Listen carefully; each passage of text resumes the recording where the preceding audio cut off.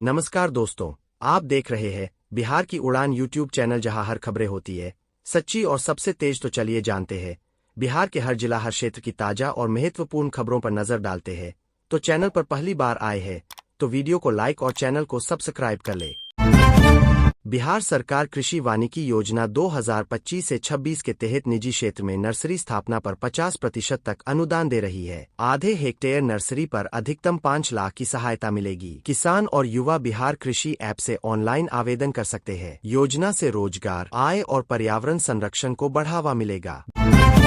बिहार में पर्यटन को बढ़ावा देने के लिए लग्जरी कैरावैन बस की शुरुआत हुई है। पर्यटन मंत्री अरुण शंकर प्रसाद ने पटना से 2 कैरावैन बसों को हरी झंडी दिखाई। इन बसों में स्लीपर बेड, किचन, बाथरूम और सुरक्षा सुविधाएं हैं। पर्यटक 75 रुपए प्रति किलोमीटर की दर से बुकिंग कर 5 स्टार अंदाज में बिहार का भ्रमण कर सकेंगे। प्रधानमंत्री नरेंद्र मोदी ने सोमवार को दिल्ली स्थित राष्ट्रीय युद्ध स्मारक पर पुष्पांजलि अर्पित की। पुष्पांजलि अर्पित करना गणतंत्र दिवस समारोह के प्रारंभ का प्रतीक है और सर्वोच्च बलिदान देने वाले सैनिकों को श्रद्धांजलि अर्पित करने का एक तरीका है। इस अवसर पर सीडीएस जनरल अनिल चौहान, सेना प्रमुख जनरल उपेंद्र द्विवेदी और नौसेना प्रमुख एडमिरल दिनेश त्रिपाठी उपस्थित रहे।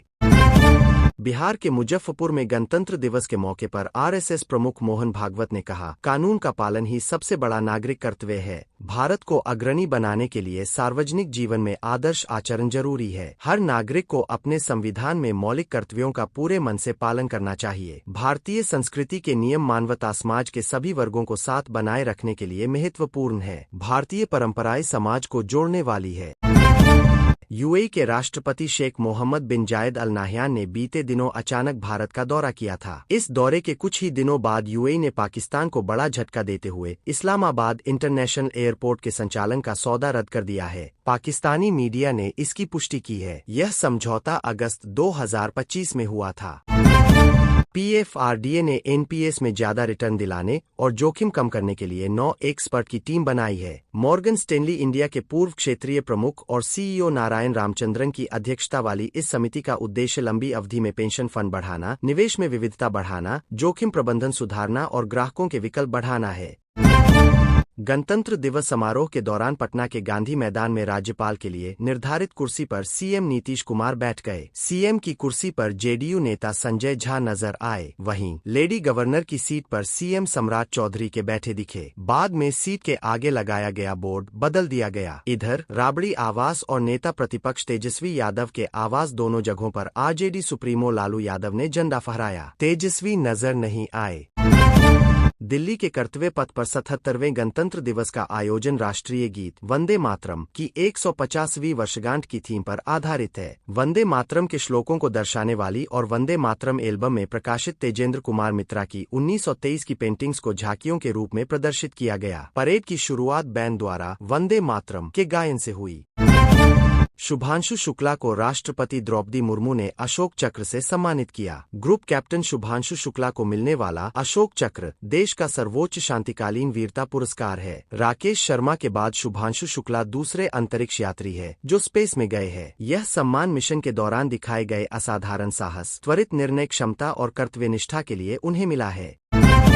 प्रधानमंत्री नरेंद्र मोदी ने सोमवार को कर्तव्य पथ पर यूरोपीय आयोग की अध्यक्ष उर्सुला वॉन डेर लेन और यूरोपीय परिषद के अध्यक्ष एंटोनियो लुइस सैंटोस दा कोस्टा का स्वागत किया। ये नेता 77वें गणतंत्र दिवस समारोह के मुख्य अतिथि है। समारोह में शामिल होने पर उर्सुला ने कहा, समारोह में मुख्य अतिथि होना मेरे लिए जीवन भर का सम्मान है।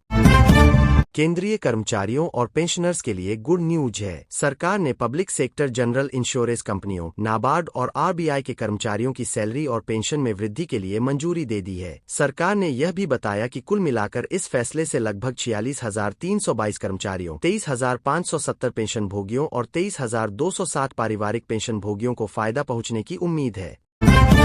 बद्रीनाथ केदारनाथ मंदिर समिति ने घोषणा की है कि उसके अधिकार क्षेत्र में आने वाले 45 मंदिरों में गैर हिंदुओं का प्रवेश प्रतिबंधित रहेगा। उन्होंने कहा, इन पवित्र स्थलों की सदियों पुरानी परंपराओं के उचित पालन को सुनिश्चित करने के लिए ठोस कदम उठाए जाएंगे। विपक्ष ने इस कदम की आलोचना कर इसे बीजेपी सरकार की ध्यान भटकाने की रणनीति बताया। 77वें गणतंत्र दिवस की परेड में भारतीय सेना के अनोखे पशु दल हिम योद्धा ने पहली बार भाग लिया, जो हिमालय और सियाचिन ग्लेशियर के विश्व के कुछ सबसे दुर्गम इलाकों में तैनात रहते हैं। इस टुकड़ी में 2 बैक्ट्रियन ऊंट, 4 जांस्कर टट्टू, 4 शिकारी पक्षी, 10 भारतीय नस्ल के कुत्ते और सेवा में मौजूद 6 सैन्य कुत्ते शामिल रहे। National Highway Authority of India March 2026 तक अपना कर्ज घटाकर 2 लाख करोड़ से नीचे लाने की योजना बना रही है। 31 दिसंबर 2025 तक national Highway Authority of India पर कुल कर्ज 2,35,947 करोड़ था। एक वरिष्ठ सरकारी अधिकारी के मुताबिक national Highway Authority of India ने 2023 के बाद से कोई नया कर्ज नहीं लिया है और तब से कुल देनदारी करीब 32% कम हुई है। 77वें गणतंत्र दिवस समारोह में राष्ट्रपति द्रौपदी मुर्मू के साथ तिरंगा फहराने वाली फ्लाइट लेफ्टिनेंट अक्षिता धनखड़ जून 2023 में भारतीय वायुसेना में फ्लाइंग ऑफिसर के रूप में कमीशन हुई थी। कासनी, हरियाणा गांव में जन्मी अक्षिता ने श्री गुरु तेग बहादुर खालसा कॉलेज, दिल्ली विश्वविद्यालय से पढ़ाई की है। वह एनसीसी में कैडेट सार्जेंट मेजर रह चुकी है। छत्तीसगढ़ के बीजापुर, नारायणपुर और सुकमा जिलों के माओवाद मुक्त 47 गांवों में पहली बार गणतंत्र दिवस मनाया गया और तिरंगा फहराया गया। स्थानीय लोगों ने भी बढ़ चढ़कर राष्ट्रीय पर्व में भाग लिया। मुख्यमंत्री विष्णु देव साय ने इसे बस्तर में शांति, लोकतंत्र और विकास की नई शुरुआत बताया। गौरतलब है, पिछले वर्ष 53 गांवों ने गणतंत्र दिवस मनाया था।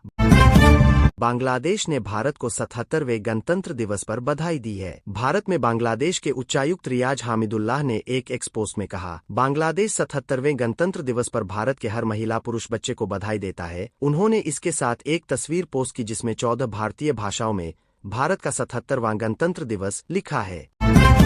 अमेरिका के राष्ट्रपति डोनाल्ड ट्रंप ने भारत के 77वें गणतंत्र दिवस पर बधाई दी है। ट्रंप ने कहा, संयुक्त राज्य अमेरिका के लोगों की ओर से मैं भारत सरकार और लोगों को आपके 77वें गणतंत्र दिवस पर हार्दिक बधाई देता हूं। दुनिया के सबसे पुराने और सबसे बड़े लोकतंत्र होने के नाते अमेरिका और भारत के बीच ऐतिहासिक रिश्ता है।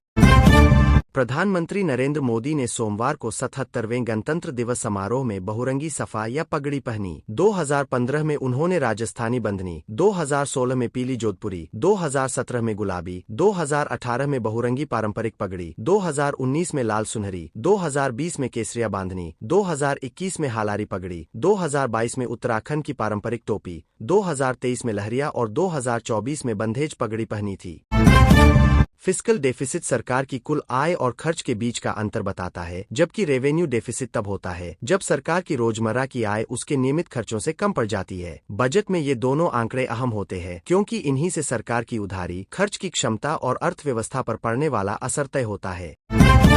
कुछ रूट्स पर स्पाइस जेट के विमानों को ब्रिटिश पायलट उड़ा रहे हैं, जिससे एयरलाइन की लागत काफी बढ़ गई है। दरअसल कई विमानों के ग्राउंड होने और फ्लीट की कमी से जूझ रही स्पाइस जेट को उड़ाने जारी रखने के लिए ब्रिटेन की एसेंट एयरवेज से एक्माई लीज लेनी पड़ी, जिसके तहत उसके कुछ विमान को ब्रिटिश पायलट उड़ा रहे हैं।